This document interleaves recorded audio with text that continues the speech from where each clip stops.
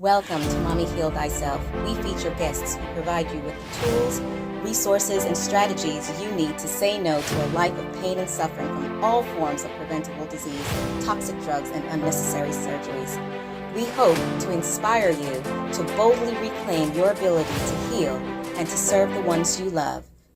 Hello, everyone. Welcome once again to another episode of Mommy Heal Thyself. And this is a special session for you guys now that we are moving into the holidays. And I just wanted us to round out the year of 2025 with a very important message. In this episode, I have the pleasure of bringing to you Philip Blackett. He is the author of Disagree Without Disrespect: How to Respectfully Debate with Those Who Think, Believe, and Vote Differently from You. His book is available, and alongside of teaching people the art of respectful disagreement, he is building the company Life After 40 to help purpose-driven people over the age of 40 to identify and adopt simple, sustainable, and healthy habits in nutrition, exercise, mindset, and recovery to help them to thrive in the second part of their lives. So, Philip, welcome. Thank you for joining us today. Thank you so much, Dr. Gamble. Happy to be here with you. Now, this is a very interesting time in our world. And, maybe it's always been this way, but maybe as I've gotten older, it seems to be impacting me a little bit more. When I learned about your book, I said to myself, this is definitely a beautiful message for us to share with people as we move into the holidays and just in life in general, but especially around the holidays or birthdays or any kind of family gatherings. We as mama bears, we really want to have this message infused in our community, infused in our family. So tell me a little bit more about how you came to write this book. What inspired you to write this book? Well, I think the big thing is that to your point, when families gather together for holidays and birthdays and that sort, you would hope that it would be a memorable occasion, something that you can remember fondly later on in life, maybe have it memorialized in scrapbooks and have a smile on your face when you say, "Hey, remember that time when?" Right? Um, But we live in a world now that's much more polarized than it had been before when we were growing up. And it's to the point now that people have become much more outspoken with how they feel about things. Where at least when we were growing up, it was more so the sense that you can feel what you feel, but be respectful in how you deliver it. Right now, it's just like the respect has just gone out the window. And so for me personally, what happened was, I am in a family that's pretty outspoken ourselves. We pretty much tell you how we feel. Mhm. Um, and my family was getting together. I was living in Boston at the time with my own family, Mhm. and my sister and my mother were coming to visit. And we were sitting in the living room, us three, and we were having a conversation where I was talking to my sister. Hadn't seen her in a while. I Mhm. don't remember what the conversation was entailing. However, I do remember we were on opposite sides of the conversation in terms of for and against. Mhm. And right when we were just kind of getting in the midst of learning about each other's viewpoints, my mom steps in and she says, "You know what? We're just not going to have this conversation right now." And I asked her why, and she was like, "Well, it's July 4th weekend, and it's too early to be seeing fireworks right now because it's not even in the nighttime yet." So with that being said, I understood where she was coming from. At the same time, I also felt at a little bit of a loss because I Mhm. think her intention was right, right? As a mama bear, wanting to make sure that your kids don't take out the whole house fighting and screaming and arguing over something they disagree with, right? She Uh-huh. might have had some post-traumatic stress from when we were much younger, right? Um, But at the same time, I think the impact for me as well was okay, I haven't seen my sister in a while. I tend to be the type of person that likes to delve more than just kind of small talk, right? I like to talk about things that matter, Yeah, even if it means like seeing different lenses or exactly. perspectives. And I felt like that was a lost opportunity because Mm, now it's just like, okay, everyone get back to the surface. We're just going mm, to keep it PG, politically correct. Nobody can get offended here. It's completely bland conversation. The Pretty much weather. saying, pretty much like Seinfeld type of Hmm. conversation, talking about nothing essentially. Yeah. Um, and we just kind of left that basically saying, hey, well, see you in a few years afterwards. And that Mm, was really kind of how you remember it. And I think for me, I thought to myself afterwards, it's like, it's really unfortunate that that's the interaction we have to have. hmm. And I would much rather have a much deeper interaction with someone, especially when certain type of conversations, I think you would probably agree with me on. It's better to have in person Mm, rather than on the phone or in hmm. text message or in the comments on Facebook. And so that was that one of those opportunities face to face. We don't see each other often, Yeah. but because of the sake of trying to keep things together, we can't get past the surface. And so what came off of my mind was who else probably deals with something like this, Hmm. um, which I realized is a lot of people, especially Hmm. in the holidays. And so I said to myself, okay, is there some way I could be of help to people like myself to better navigate these type of conversations? Because they're being had all the time. Yeah. And if it's not being said, you're thinking of it. It's just in whether or not you're questioning whether to say something or not. And so that's what came up with this book. Like I said, I originally wrote it for myself, but then after I shared it with people, I realized how helpful this could be. And that's how the book Disagree Without Disrespect, How to Respectfully Debate with Those Who Think, Believe, and Vote Differently from You came about. And you bring up a lot of interesting points. The first thing that came to my mind was, Dr. Martin Luther King Jr. said, or was it Gandhi? It was one of the two, can't remember, that peace is not merely the absence of conflict. And unfortunately, in this world of trying to be PC or trying to be PG, really and truly, um, we are not having the conversations that need to be held. And the thing is that people have disagreed about politics and life in general since the beginning of time. There's nothing new about that.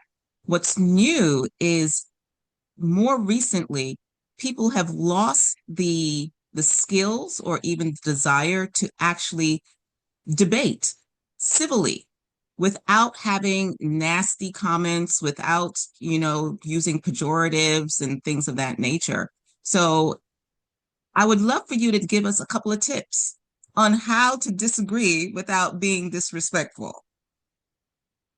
So absolutely. So in the book, I talk about the 5 ways to do that, and they all kind of work from like beginning to end. The first thing is um, really understanding that what makes a lot of these disagreements pretty difficult nowadays is that they're very much rooted in one's identity.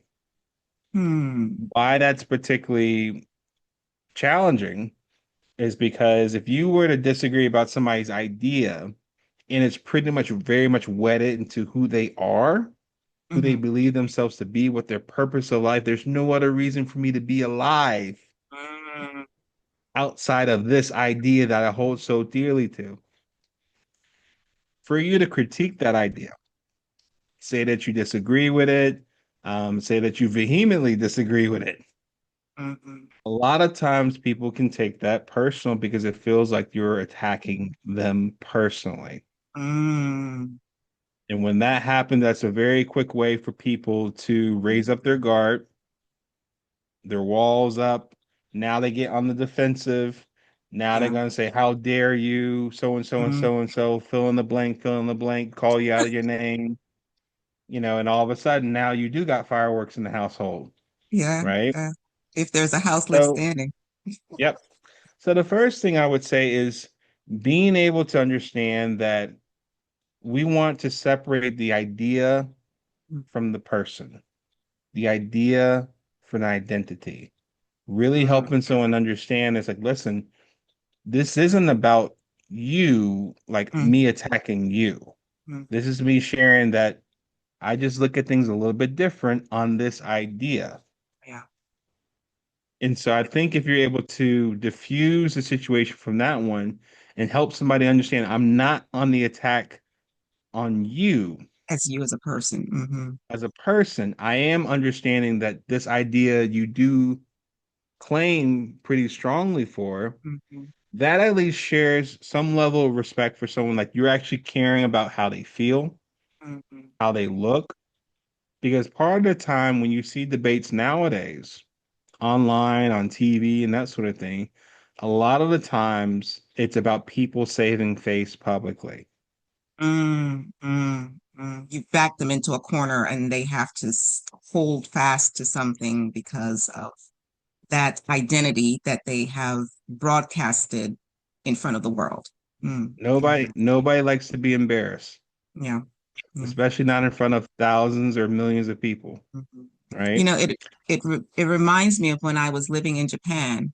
One of the most important concepts to Japanese people is saving face. That you never back someone into a corner where they feel that they cannot save face. So it's actually seen as being extremely disrespectful to do that to a person. And we Mm, can take note of that because it oftentimes when you think about even in the corporate working world, they often talk about among leadership, you praise in public mhm, and you critique in private. private. Mhm, You don't do it in reverse mhm, because that's a quick and easy way to get people very much disenchanted, very upset at you, not willing to take risks, may not even want to work for you. Because mhm, hey, you just blasted me in front of my teammates at the lunch meeting, and I got to still face them and work with mhm. them. But now my credibility is lost because you done run me through the coals. Yeah, yeah.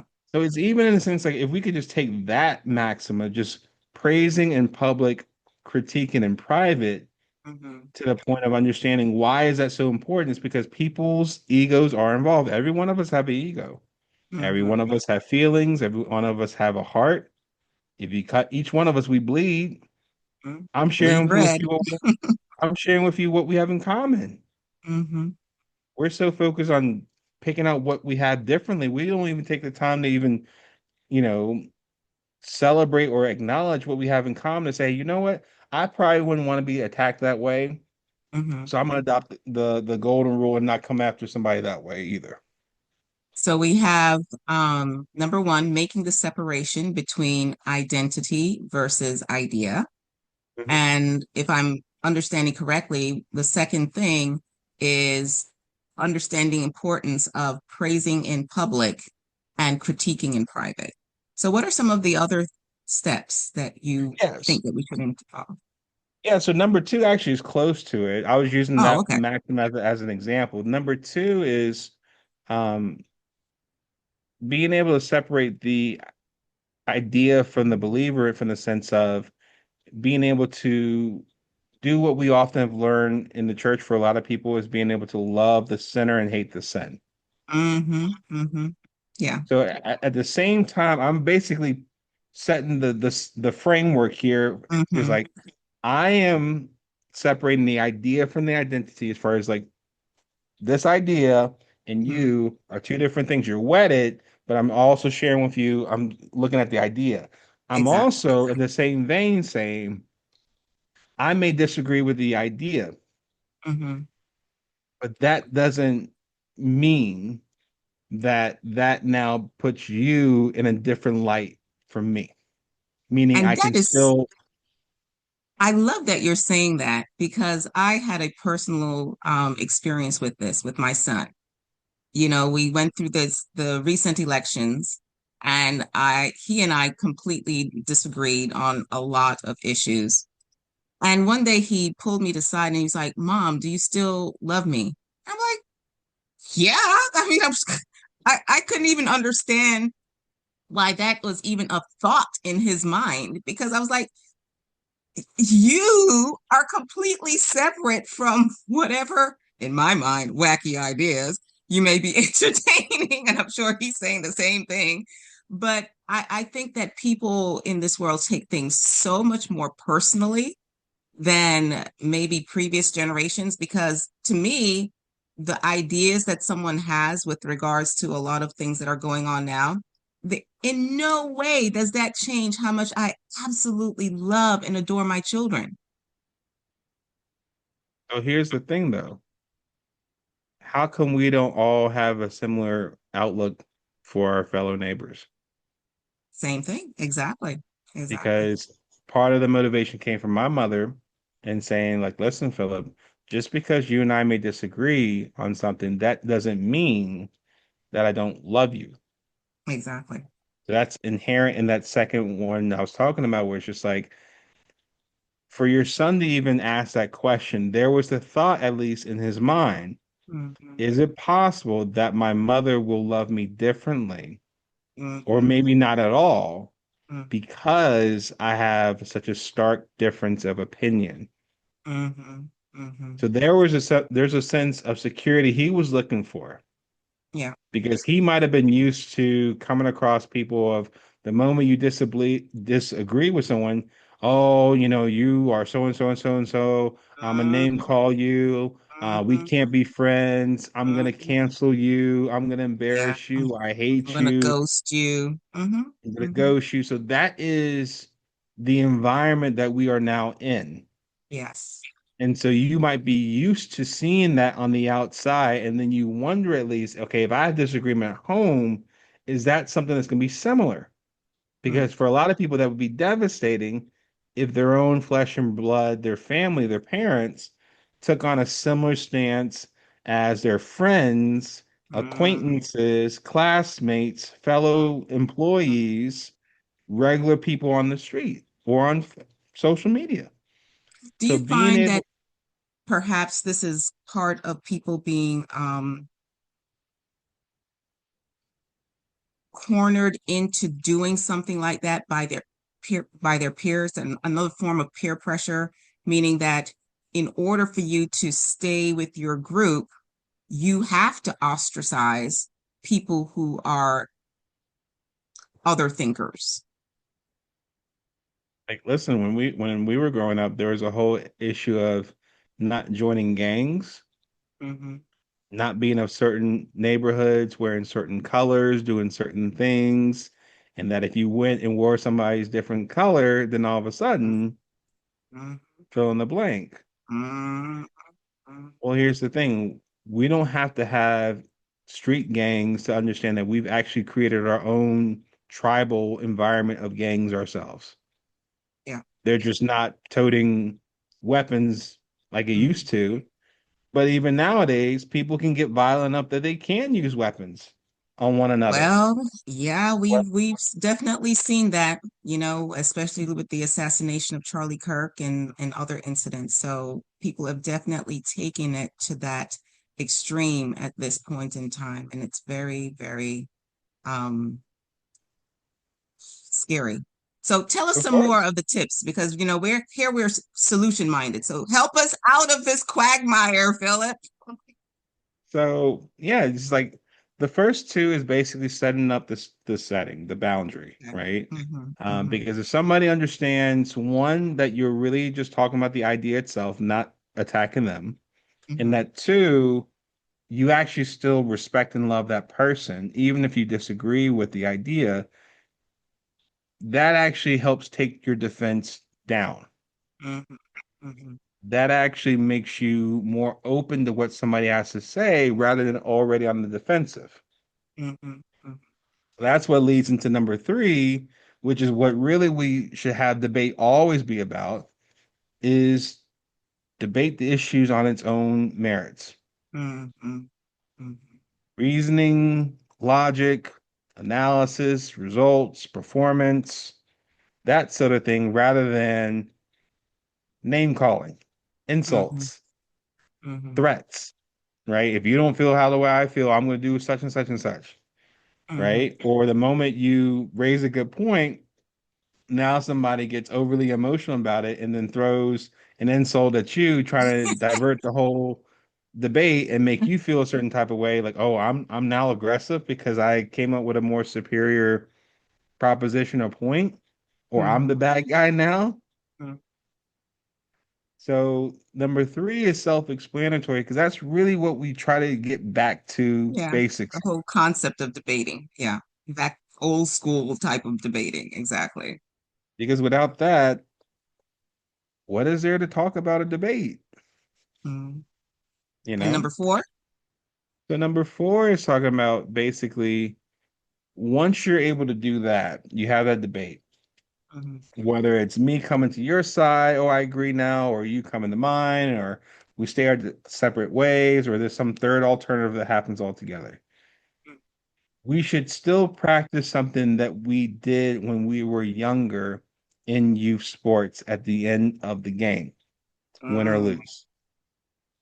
Do you remember what we did? Shake hands. Even if you didn't feel like it. Yeah, yeah. And say, hey, good job. Yeah, it was a good one. Why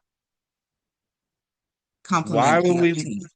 why would we model something that young people, as in like 6, 7 year olds should do, and Mhm. not be consistent in having our adults model that as examples now? Mm. Mm. That's a good point. That's a good point. Yeah. Yeah. Because I was growing up at a time where I could see two lawyers, for example, go very much against one another in the courtroom. Mm-hmm. One lawyer would win, the other one would lose. Mm-hmm. And the ironic part of it would be after they exited the courtroom, I would witness myself those two lawyers shaking hands, maybe even grabbing a bite to eat Mm-hmm. together shortly after, or maybe attending the other person's family soccer game later on, or maybe being at the holiday party. That's a level of civility that we actually decry at this point in time. I remember um, it was, I think it was like someone's funeral or something. And there was a shot of Obama and Trump, smiling and laughing together.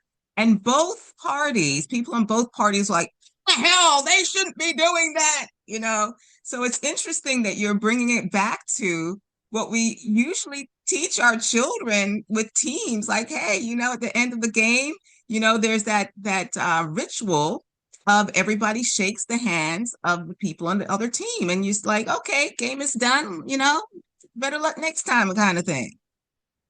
Yeah, because otherwise, if you try to come at somebody's throat with it afterwards, you're not gonna have another opportunity to debate because you're gonna be dealing with something much more serious. Yeah, yeah. So it's the thought of what if we modeled what we were taught when we were younger. If That's only. part of now the changing of our culture, where that's now not seen as a thing that we're expected to do. What we're expected to do is to go on our soapbox and rips other people, like you see it in the headlines. You see how news is constructed. It's like so and so rips the other person, so and Yeah, so tells them like it is, someone embarrasses, humiliates, all for the sake of getting people to click on yeah, things and yeah, watch and comment.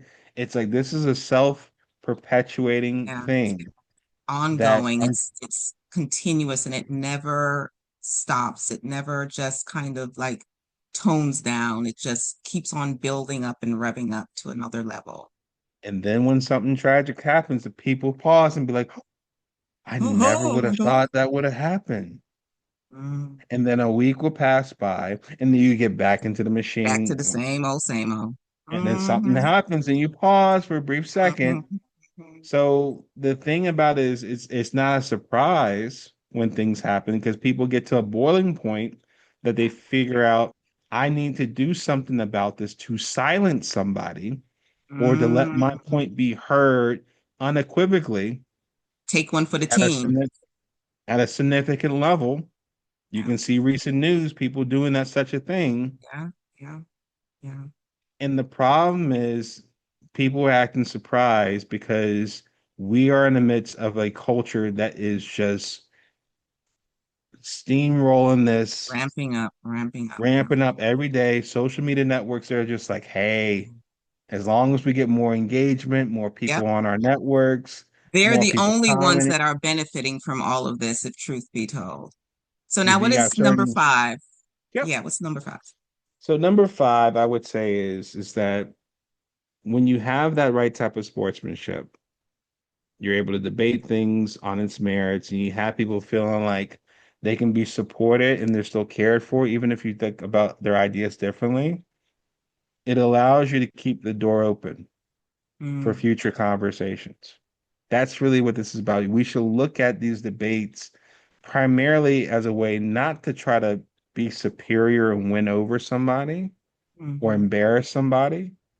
This should be more about an opportunity to learn something different about that person. mm, Why do you feel so strongly about this? Why is this so important to you? Help me mm, understand what led you to think that this is the right way to go, and do vice versa. mhm, Because in that sense of asking those type of questions that people don't typically ask, mhm, you can actually uncover another realm of understanding somebody and who that person is. mm, Because oftentimes when people share something about themselves that it puts them in a vulnerable light, mhm, we should treat that as a gift mm. because they didn't have to say that. They didn't have to do Exactly. it. And Exactly. what they're looking to you on afterwards is how do you receive that gift? Mm. If you take that gift and you take a mallet and you start whopping it right in front of them and Uh-huh. tasering it and just ripping it all apart, that person's going to learn Not to I'm not share. going to I'm not going to share no more. I'm not going to touch that anymore. I'm not going to associate myself with you anymore. But if you say it, if you're able to take that gift and say, yeah, like, let me take care of this because I understand that that means a lot to you and that you didn't have to do this and I take good care of it, that allows that person to feel like they can share with you again. And if you share in return, now you two are sharing amongst each other. You can find yourself sitting together at a coffee shop having a conversation. You can see yourself enjoying the holidays with each other's families. You can find yourself being of different views politically, and dare I say, be married to one another, I was just thinking that, raising a family together. Who would have I'm thought? s- I'm so grateful for you taking the time to share these wonderful tips and strategies with us because in actuality it applies to all of our relationships, whether it be husband and wife, parent and child, co-workers, people out in the community. You know, these 5 steps are applicable in every single type of relationship that we have. Now more than ever, it is so important for us to really understand the importance of being able to disagree without being disrespectful. So, to pull it all together, I'm going to give you the last word, Philip. As we move into a new year, what is the one thing that you would like for our audience to hold on to? Biggest thing I would say is a new year, 2026, or whenever you're listening to this, a lot of people come up with New Year's resolutions and they may last 2 or 3 weeks. And you'd be like, what did I say? What did I talk about before? Mhm, And now you mhm, get back in the swing of things from the previous year. The whole essence about disagree without disrespect is it's dealing with interpersonal relationships, as you talked about before, within your mhm, family, your friends, your workforce, all that sort, just community. mhm. It's one thing to hear this. It's another thing to apply it and make a commitment to say, hey, these 5 things I'm going to commit to working on day by day until it becomes a habit of mine. And Yes. that I can become an example to somebody else on how to go about these type of tough conversations because otherwise we just risk repeating the same thing from Rinse and last repeat. year and previous year. So my last word would be if this is important to you, having better relationships with people that think, believe, and vote differently from you, take these 5 tips to heart, write them down, and just start little by little applying it to people you love and you care for in the holidays. And more importantly, each day going forward into the new year. And we're going to be leaving a link to the website where you can get this book.